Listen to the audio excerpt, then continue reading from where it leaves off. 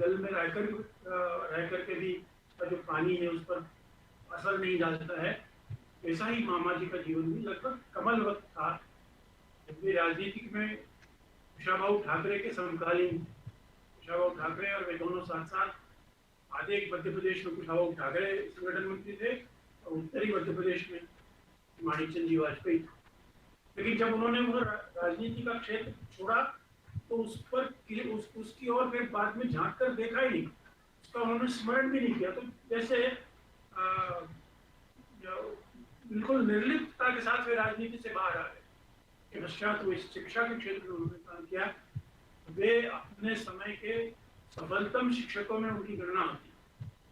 पत्रकारिता का रूप में तो हम सब जानते ही हैं, मध्य प्रदेश में मामा जी के समान बहुविध प्रतिभा का धनी पत्रकार, वैचारिक निष्ठा के साथ लेकिन पूरी प्रामाणिकता के साथ उन्होंने लेखन का काम किया।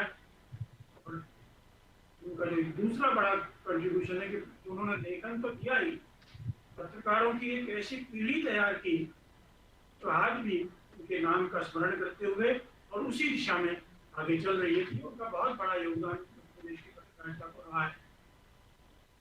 के उपरांत जो प्रत्यक्ष पत्रकारिता थी उससे उन्होंने कुछ दिन के लिए विराम लिया होगा, लेकिन जो राष्ट्रीय स्वयंसेवक संघ से संबंधित तो पुस्तकों का जो लेखन मामा जी ने काम किया है और लेखक के रूप में भी उनके अमूल्य योगदान को हमारे सामने रखता है। अंतिम समय में मामा जी का स्वास्थ्य खराब होने के कारण से वो सक्रियता तो नहीं थी, लेकिन फिर भी अपने कर्म में वो बराबर चुके हैं। अब कलकत्ता में जब उनका नागरिक अभिनंदन हुआ था, हेडगेवार जो सम्मान है उन्हें प्रदान किया गया था, उस समय उनकी अवस्था बहुत खराब थी, उन्हें वहां ले जाना भी शायद संभव नहीं था। लेकिन उनकी जो ऊर्जा थी वो ऊर्जा देखने लायक थी। वे अस्वस्थ होने के बावजूद भी वहां गए, वहां उन्होंने अपना पूरा वक्तव्य दिया और वो जो उनका जो वक्तव्य है वो वास्तव में उनका सम्मान भी एक आखिरी सम्मान सिद्ध हुआ और उनका वक्तव्य भी अंतिम वक्तव्य सिद्ध हुआ। तो उन्होंने जिस ढंग से निष्ठा के साथ, प्रामाणिकता के साथ और पूरे समर्पण के साथ पत्रकारिता के क्षेत्र में जो काम किया वह हमें स्वतंत्रता के पूर्व पूरे समर्पण के भाव के साथ आजादी की लड़ाई में जो पत्रकार लगे थे उन्हीं का स्मरण कराती है कि आजादी के बाद भी आजादी की लड़ाई की भावना से ही जिन लोगों ने जीवन भर काम किया उनमें मामा जी का हम स्मरण कर सकते हैं। यह अत्यंत सौभाग्य की बात है कि इसका समापन का कार्यक्रम दिल्ली में राष्ट्रीय स्वयंसेवक संघ के सरसंघ चालक के मुख्य आतिथ्य में संपन्न होने जा रहा है। मामा जी का पूरा जीवन संघ को समर्पित था। भले ही वे गृहस्थ रहे होंगे, लेकिन गृहस्थ रहते हुए भी वे संन्यास्त जीवन ही उन्होंने जिया है। बाद में तो वे पूरी तरह से प्रचारक ही संघ के बन गए थे। तो संघ के एक प्रचारक को उसके जन्म शताब्दी के अवसर पर सरसंघ चालक स्वयं उपस्थित होकर श्रद्धांजलि अर्पित कर रहे हैं। इससे बड़ी सौभाग्य की कोई बात नहीं हो सकती। यह उनके स्वयंसेवकत्व का एक विशिष्ट सम्मान है जो सरसंघ चालक उन्हें प्रदान करें। भारत सरकार की ओर से केंद्रीय सूचना और प्रसारण मंत्री प्रकाश जावड़ेकर भी उस समारोह में रहेंगे। आपको भाई राघवेंद्र जी ने इस बात की जानकारी दी है। मामा जी की स्मृति में केंद्र सरकार की ओर से डाक टिकट और जो लिफाफा स्मृति का जो लिफाफा रहता है उसका प्रकाशन किया जा रहा है। हो सकता है कि उनके नाम से किसी प्रकार के सिक्के का भी प्रचलन आगे पीछे हो सके। मंचजन्य की ओर से प्रकाशित होने वाला एक विशेषांक तो उस समय उस प्रसंग को के अनुकूल उसकी महत्ता को प्रतिपादित करेगा ही। हम सब भी अलग अलग स्थानों पर जो रह रहे हैं वे इस कार्यक्रम की जो लिंक उपलब्ध हमको कराई जा रही है उसके माध्यम से उस कार्यक्रम में प्रतिभागिता करें।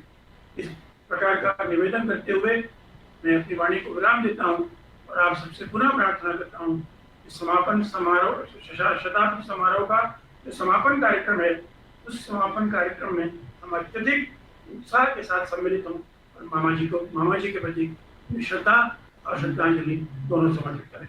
बहुत धन्यवाद।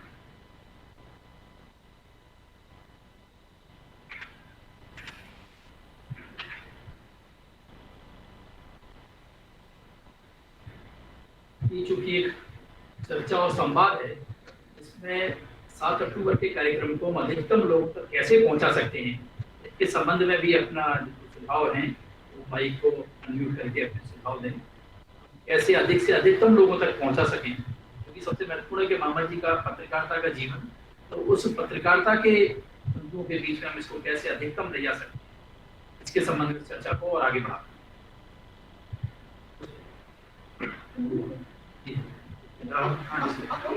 बात कर सकते हैं। आपका क्या पहले सोचा है? मेरा कहना है कि जो 8 अक्टूबर का कार्यक्रम वो होगा, पूरे देश में दिखाई देगा। वहाँ का दृश्य तो हम देख सकते, वहाँ के लोग हमारा दृश्य, हमारे एक जगह, जैसे मध्य प्रदेश में 4-5 जगह हम लोग इकट्ठा होकर हॉल में, और वहाँ छायांकन की व्यवस्था करें, ऐसा कि वहाँ वो देख सकते। उत्साह उनके मन में भी आएगा, पूरे देश भर में आएगा।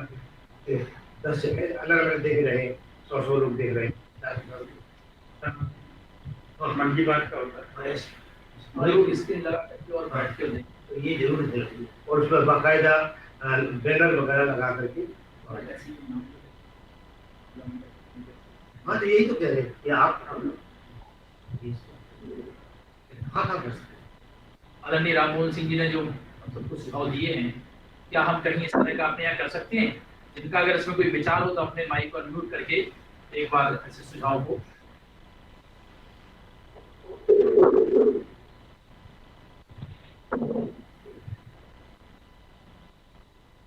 जैसे इंदौर में ऐसी कुछ योजना बना सकते हैं क्या? मेरा एक निवेदन है कि जहाँ जहाँ मामा जी ने काम किया है, जहाँ रहे हैं, वहाँ तो कार्यक्रम होना ही चाहिए। वहाँ सकते नहीं होगा। वहाँ तो हमें जैसे ग्वालियर है, इंदौर है, भिंड है, भोपाल है, वहाँ तो कार्यक्रम नहीं होगा। शेष कहीं जबलपुर भी हो सकता है और जगह हो सकता है, वो अलग बात योजना और हो सकता है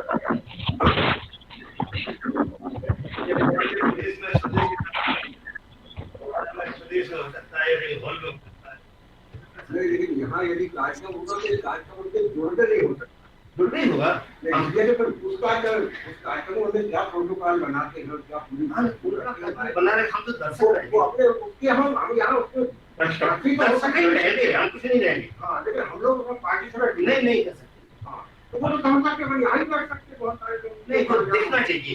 अभी रीवा में इन्होंने कार्यक्रम किया था 2 दिन पहले, उसमें रामकृपाल जी दिल्ली से जुड़े थे, से जुड़े थे,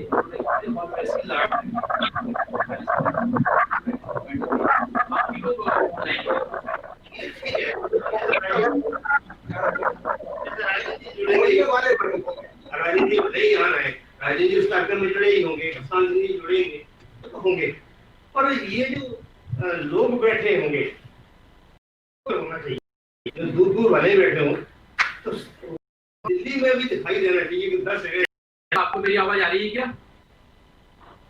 जयराम शुक्ल जी,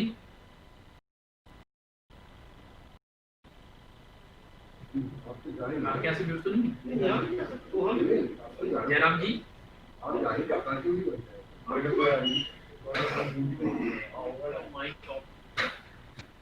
अपनी तरफ से तो माइक ऑफ नहीं है, उनका ऑफ है, वो बोल दीजिए माइक। जयराम शुक्ल जी मेरी आवाज आ रही है? आप अपने माइक को अनम्यूट कर लीजिए। आवाज डिस्टर्ब है सर।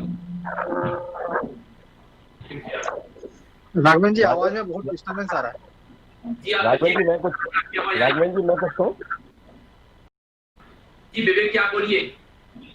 आवाज डिस्टर्ब है राघवन जी, आपकी आवाज स्पष्ट नहीं आ रही। अच्छा आपकी आवाज आ रही है, लेकिन विवेक जी आप कुछ बोलना चाहें तो।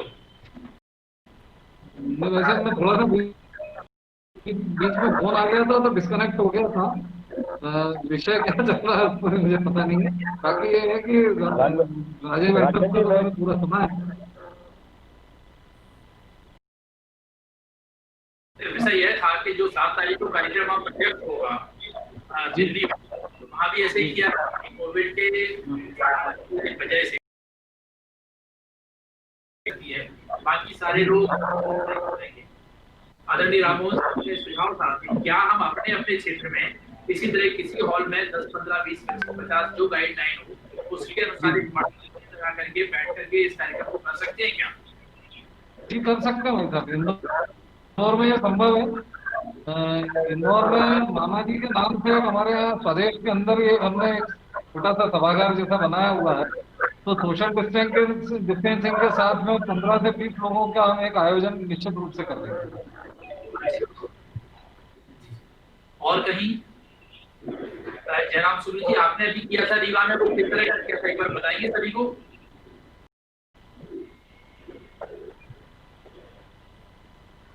जयराम जी मेरी आवाज आ रही है आपको? आवाज राघवन जी बहुत डिस्टर्ब है असल में। जी जी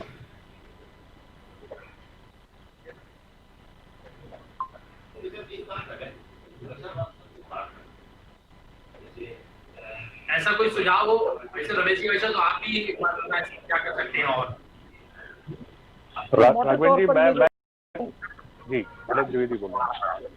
जी वैसे बोलिए प्लीज। मेरी आवाज सुन पा रहे हैं आप सभी? जी आपकी आवाज आ रही है, बोलिए। जी रमेश जी निवेदन कर लें, फिर मैं बात करता हूँ। रमेश जी प्लीज आप बोले। नहीं आप अपनी बात कर दें, मैं बाद में कर लूंगा। शरद जी आप जारी रखें। शरद जी। जी धन्यवाद सर। मुझे लगता है कि जिस तरह से पहले भी हमने अपने चैनल पर कुछ सामग्री जिसमें रमेश जी भी उसके सहभागी बने थे, इस तरह की किसी प्रक्रिया को टेलीविजन चैनल के माध्यम से आगे बढ़ाया जा सकता है, क्योंकि सबसे महत्वपूर्ण बात जो मुझे लगती है कि आखिर वो लोह तत्व या चरित्र का वो तत्व कौन सा होता है जो पूजनीय मामा जी में रहा। और सबसे महत्वपूर्ण बात यह है कि उस परंपरा को आगे बढ़ाने के लिए यानी हमें जब तक अगर हमें और मामा जी नहीं मिलते तो हमारी ये परंपरा जो है ये पूर्णता की तरफ नहीं बढ़ेगी।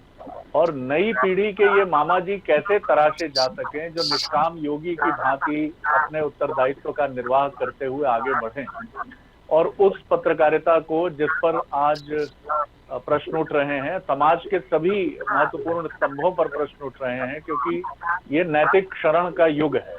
तो ऐसे में मामा जी जैसे जो रोशनी के स्तंभ हैं, जो प्रकाश स्तंभ हैं, उनकी तरफ मुड़ना बहुत स्वाभाविक है। तो मुझे लगता है कि इसकी संकल्पना को बहुत मजबूती से तैयार करने की जरूरत है और कुछ ऐसी श्रृंखला अनवरत शुरू हो टेलीविजन, डिजिटल और प्रिंट मीडियम के जरिए, जिससे हम नई पीढ़ी को प्रेरित कर सके और उस नई पीढ़ी को खास तौर पर जिसके आइकॉन, मैं ये नहीं कहूंगा कि भारतीय महापुरुष नहीं है, लेकिन वो फिर भी पूजनीय मामा जी जैसे व्यक्तित्वों से मैं कहूंगा उस नई पीढ़ी को उसका कितना परिचय है, ये एक बड़ा प्रश्न तो हो सकता है। तो यही निवेदन करता हूँ। जी राघवन जी मैं कुछ कहूँ? राघवन जी मैं भी कुछ कहूँ? जी बोलिए सर। जीवान जी बोलिए। जी आप सबको सादर अभिवादन। जैसा कि शरद जी कह रहे थे उसी बात को मैं थोड़ा सा आगे बढ़ाऊंगा। हवा के विपरीत और असहमति, पत्रकारिता में असहमति बहुत महत्वपूर्ण है और मामा जी ने उसका आदर्श स्थापित किया। उन परिस्थितियों में हमारी पत्रकारिता की शुरुआती दौर था जब स्वदेश के साथी काम करते थे और वो किन परिस्थितियों में करते थे, उनके बारे में स्थानीय राजनेताओं, स्थानीय प्रशासन और उनके सारे लोगों के किस तरह के विचार होते थे उससे हम अवगत हैं। लेकिन उन परिस्थितियों में भी अपनी बात पर डटे रहना, अपना काम करना, लोगों तक तथ्यात्मक ढंग से सत्ता और बाकी सारी तरह की चीजों को पहुंचाना, ये अपने है। और आज के ये लोगों को बताना बेहद जरूरी है। सहमति को लेकर बहुत तरह के सवाल खड़े। हमने डीजियाना मीडिया समूह से हमारे तीनों चैनलों में लगातार इस तरह के जो भी आयोजन होते हैं, हमारा आग्रह है कि आप उसका एक टीजर जारी कीजिए, उससे मिलते जुलते हम और उस पर हम प्रमोट भी करते हैं कि ये और उनके व्यक्तित्व, कृतित्व, सारी तरह की चीजों पर हम एक अलग से भी इस कार्यक्रम में आदरणीय रमेश शर्मा जी भी हमारे समूह से सलाहकार हैं हमारे, वो भी जुड़े हुए हैं और कृष्ण मोहन झा भी जुड़े हुए हैं।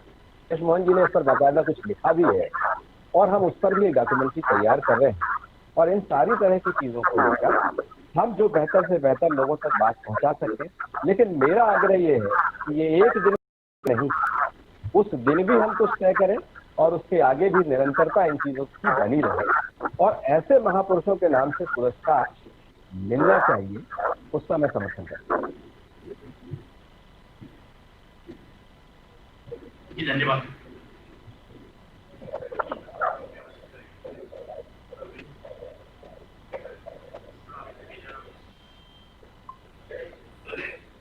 अच्छा रिवाज जी, वैसे उस दिन जो 7 तारीख को वहाँ कार्यक्रम होगा दिल्ली में, इसका प्रसारण अपने चैनल पे लाइव अगर हमारे तीनों चैनलों में लाइव प्रसारण होगा और पहले भी जो आयोजन होते रहे हैं हम उसी तरह से स्थान देने का पूरा प्रयास करते हैं और इसको हम बाकायदा पूरे देश भर में प्रचारित भी करेंगे। हमारे जो चैनल अलग अलग प्रांतों में जहाँ जहाँ भी हमारे चैनल की रीच है सब जगह पे हम उसको वहाँ भी प्रचारित करते हैं। सर जी वैसा बिल्कुल हमने भी पहले किया है। विवेक अग्निहोत्री जी का वो चैनल पर लाइव रहा है और निरंतर इस प्रक्रिया को हम आगे बढ़ाएंगे और एक विचारवान आयोजन को लाइव प्रसारित करना हर दृष्टि से उपयुक्त और उचित है। जी माननीय विजय दास जी कुछ बात करवाएंगे।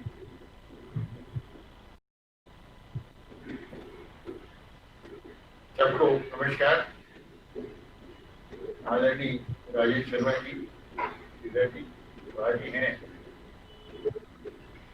इन लोगों ने पत्रकारिता में जो इमारत गढ़ी है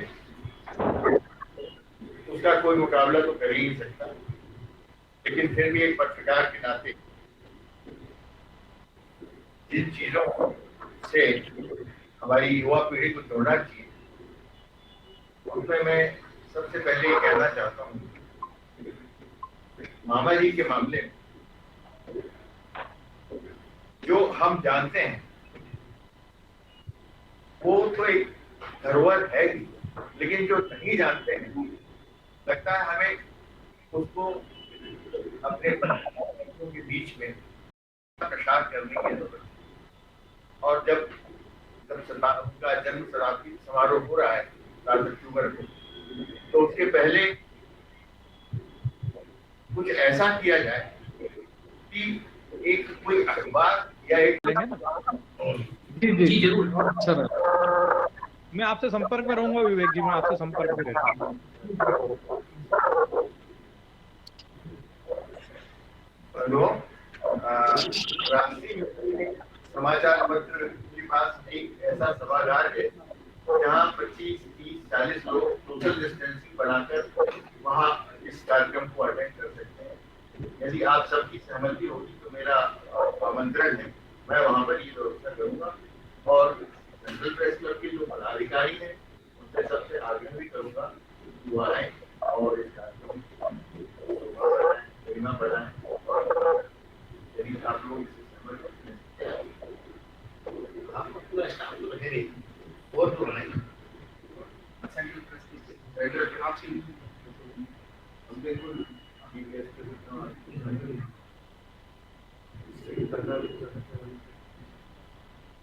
आज की चर्चा का मुख्य रूप से जो उद्देश्य वो यही है कि 7 तारीख को जो पूज्य सत्संग चालक जी के मार्गदर्शन में कार्यक्रम होने वाला है, उसमें अधिक से अधिक लोग कैसे जुड़ें, अधिक से अधिक लोग जुड़ें और अधिक से अधिक स्थानों तक जुड़ें।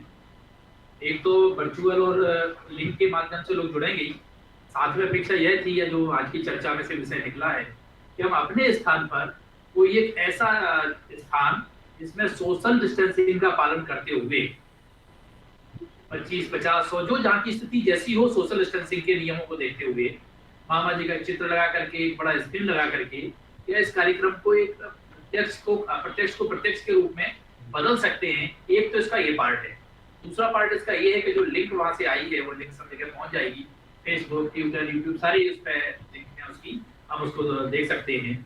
तो जैसे आदरणीय रिजवान जी ने और माननीय सर जी ने जो अभी विषय रखा कि हम उन चैनलों पर इसको लाइव करेंगे। बाकी चैनलों से भी हम लोग चर्चा कर लेंगे, जैसे हरी भूमि का अपना चैनल है, बाकी चैनल है, इन सबसे चर्चा करके सारे चैनलों पर ये कार्यक्रम लाइव हो जाए, बाकी अधिक से अधिक लोग इसको फेसबुक, ट्विटर इसके माध्यम से जुड़ें। तो तीसरा इसका पार्ट ये है कि प्रत्यक्ष रूप से हम अपने किसी संस्थान में कोविड की गाइडलाइन का पालन करते हुए एक अप्रत्यक्ष कार्यक्रम को कैसे प्रत्यक्ष कार्यक्रम के रूप में बदल सकते हैं। मुझे लगता है आज की चर्चा के 3 विषय मुख्य रूप से ध्यान में आ रहे हैं और सबने उसको अपने सुझाव भी दिए हैं। अगर और भी कोई इस तरह के सुझाव होते हैं तो उसको आगे बढ़ा सकते हैं। अंतिम सुझाव ये है कि राजेश शर्मा जी ने जो बात करती है, हमारी कई बात की कि क्या वो संस्कार 13 वर्षों से चल रहा था, वो बर्बाद हुआ है, उसे अवेला प्रारंभ किया है, ऐसा अनुरोध सरकार की तरफ से किया।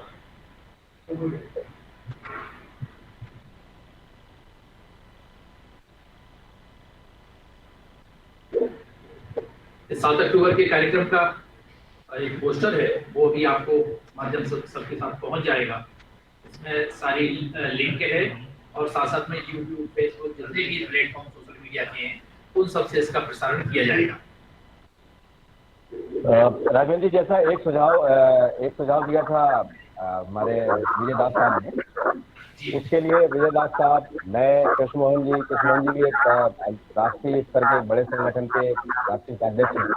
हम सब लोग मिलकर इस तरह के संगठनों से भी एक समन्वय बनाने का प्रयास करते हैं और जिससे कि सारे संगठन भी इससे जुड़े चारों और व्यापक स्तर पर इसको हम वहां तक पहुंचा सकें। इसका भी हम प्रयास आज से विजय दास जी और मैं, कृष्णमोहन जी, हम आपस में मिलकर कर लेंगे। कृष्णमोहन जी, आप सहमत हैं?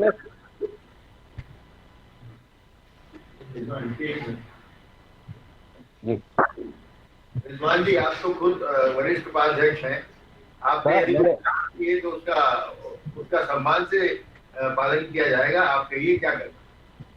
बस हम आज आपके साथ चर्चा कर लेंगे और सारे लोगों से, जितने भी संगठन हैं मध्य प्रदेश स्तर के, राष्ट्रीय स्तर के, सभी से इस पर हम लोग अब चर्चा कर लेंगे। हमारा संगठन भी राष्ट्रीय स्तर का है, कृष्णमोहन जी भी जिस संगठन में है वो भी राष्ट्रीय स्तर का है, श्रमजीवी पत्रकार संघ से भी मेरा नाता है इस वजह से, और बाकी सारे संगठनों से हम मिलकर बैठकर बात करके, उनसे संवाद करके इसको और बेहतर ढंग से कर सकते हैं। आपका सुझाव जो है उसको आगे बढ़ाएंगे।